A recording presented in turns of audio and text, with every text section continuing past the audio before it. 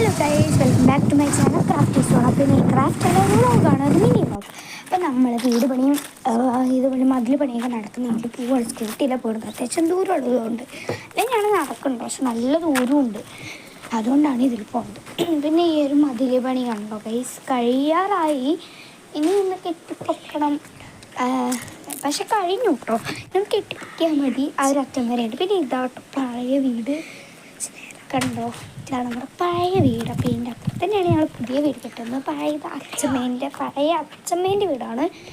അമ്മേൻ്റെ വേറെ ഉണ്ട് ഗൈസ്. ചെങ്കൽ കൂട്ടിയിട്ടിരിക്കുന്നതാണ്. അപ്പോൾ ഞങ്ങൾ മതിലൊക്കെ നനയ്ക്കുകയാണ്. പിന്നെ മുന്നേ കാണിച്ചതൊന്നുമല്ല, ഈ ചെങ്കൽ കൂട്ടിയിട്ടിരിക്കുന്നുണ്ട് എത്രയാന്ന്. അപ്പോൾ ഇതൊക്കെ വെച്ച് നോക്കുമ്പോൾ ഒന്നും വേറെ ഒന്നുമല്ല.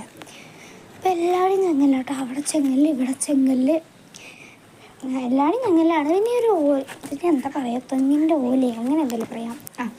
ഈ ഒരു തെങ്ങില്ലേ, അവിടെയാണ് ഒരു തെങ്ങുള്ളത്. പിന്നെ ഇവിടെയും അടുത്തായിട്ട്, പക്ഷേ ഇവിടെ നിന്നൊന്നും ഇങ്ങോട്ട് വീഴാൻ സാധ്യതയില്ല.